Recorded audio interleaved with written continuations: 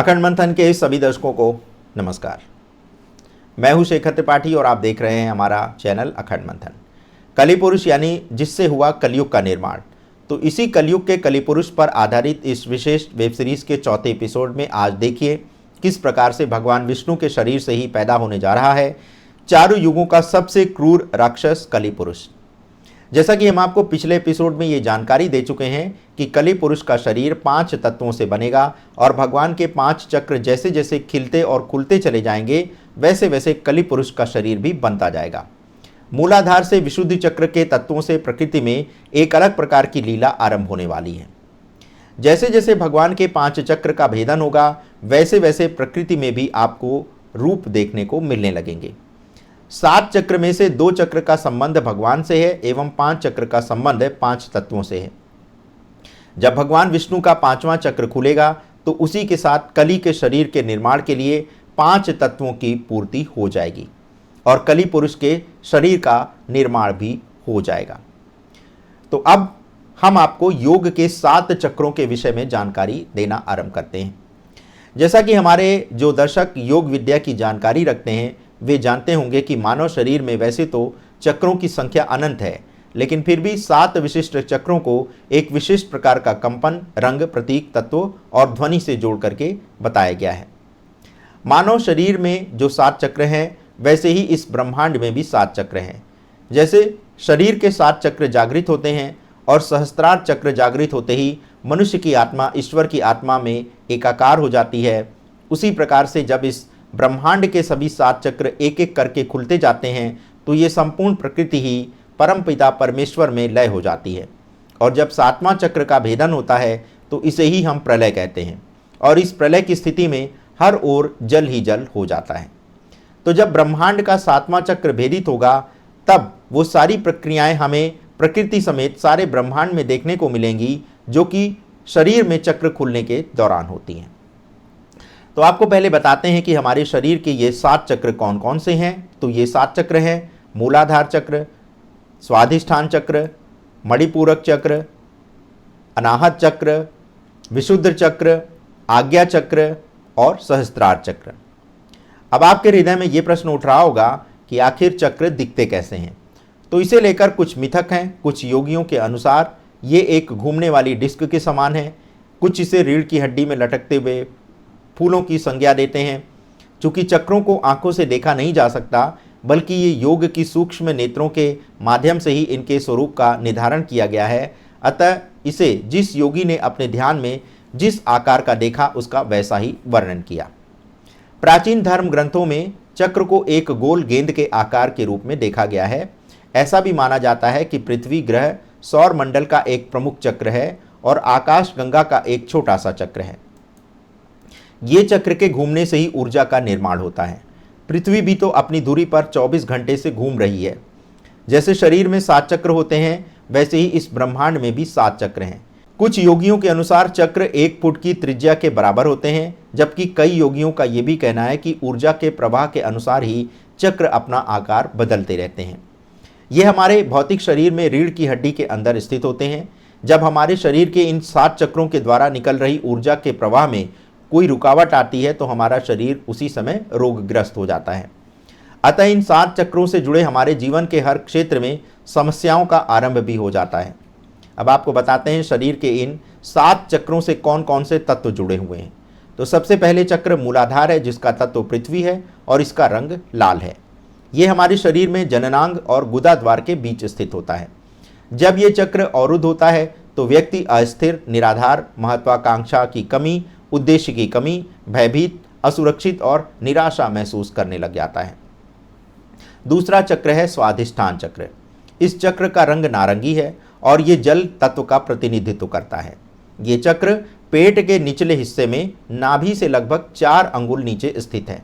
जब ये चक्र असंतुलित होता है तो व्यक्ति भावनात्मक रूप से विस्फोटक और चिड़चिड़ा महसूस करता है, ऊर्जा और रचनात्मकता की कमी महसूस करता है, चालाकी महसूस करता है और यौन विचारों से ग्रसित हो सकता है। तीसरा चक्र है मणिपुर चक्र जिसका रंग पीला है और ये अग्नि तत्व का प्रतिनिधित्व करता है। मणिपुर चक्र नाभि और पसली पिंजरे के नीचे सौर जाल में स्थित है।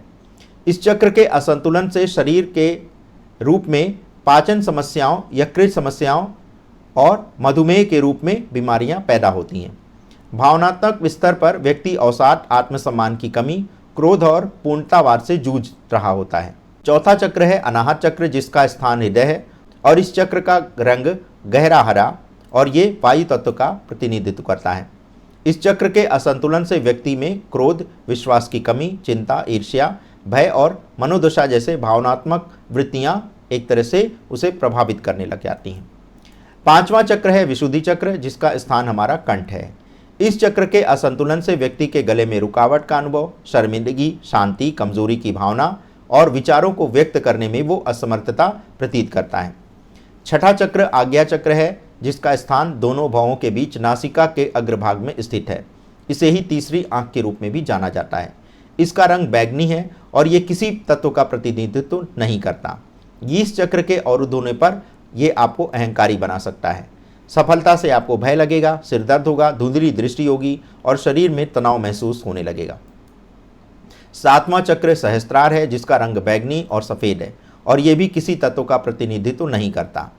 जब ये चक्र असंतुलित हो जाता है तो व्यक्ति निरंतर निराशा, उदासी और विनाशकारी भावनाओं से पीड़ित हो जाता है। तो प्रिय दर्शकों, हमने आज के एपिसोड में आपको 7 चक्रों के विषय में संक्षेप में जानकारी प्रदान की है, क्योंकि बिना इन चक्रों के तत्वों और प्रकृति को समझे बिना आपको आगे की कथा समझ नहीं आएगी। जैसे कि शरीर के प्रथम 5 चक्र तो 5 तत्वों का प्रतिनिधित्व करते हैं, लेकिन शेष 2 चक्र किसी तत्व का प्रतिनिधित्व नहीं करते। इसका सीधा सा अर्थ है कि जिस समय आप शरीर के इन 5 चक्रों को भेद लेंगे, उसी दिन आप 5 तत्वों से संबंधित सभी समस्याओं से स्वतंत्र हो जाएंगे। लेकिन जैसे जैसे आपका एक एक चक्र खुलता जाता है, वैसे वैसे इन तत्वों से एक एक अलग अलग प्रकार की ऊर्जा भी निर्मित होती जाती है। तो ठीक इसी प्रकार से जब भगवान विष्णु के शरीर के 5 चक्र जागृत होंगे, तो वैसे ही 5 तत्वों से संबंधित सारे तत्व प्रलय मचा देंगे। इन्हीं 5 तत्वों से ही कली पुरुष का शरीर बनेगा। जैसे जैसे भगवान के शरीर से एक एक करके 5 चक्र खुलेंगे, वैसे वैसे ये कली पुरुष भगवान के प्रत्येक चक्र से मुक्त होता हुआ अपने शरीर का निर्माण उन तत्वों से करने लगेगा। लेकिन जब ये सारे चक्र से कली के शरीर का निर्माण होगा, तो ये कोई साधारण समय नहीं होगा, क्योंकि भगवान के 5 चक्र खुलते ही इस पूरे ब्रह्मांड में प्रलय जैसी स्थिति आ जाएगी। सबसे पहला चक्र मूलाधार का तत्व पृथ्वी है, अतः पहले चक्र के खुलते ही धरती के अंदर कंपन और भूस्खलन और भूकंप जैसी घटनाएं घटने लगेंगी। आप देख ही रहे होंगे कि इन दिनों पृथ्वी पर कितनी प्रकार की प्राकृतिक आपदाएं आने लगी हैं। पहाड़ों में दरारें पड़ने लगी हैं। जोशीमठ में घरों में आई दरारों की तस्वीरें आप भूले नहीं होंगे। तो ये क्यों हुआ? क्योंकि अब भगवान विष्णु का पहला मूलाधार चक्र खुल चुका है और इसके खुलते ही धरती के गर्भ में कंपन आरंभ हो गया है।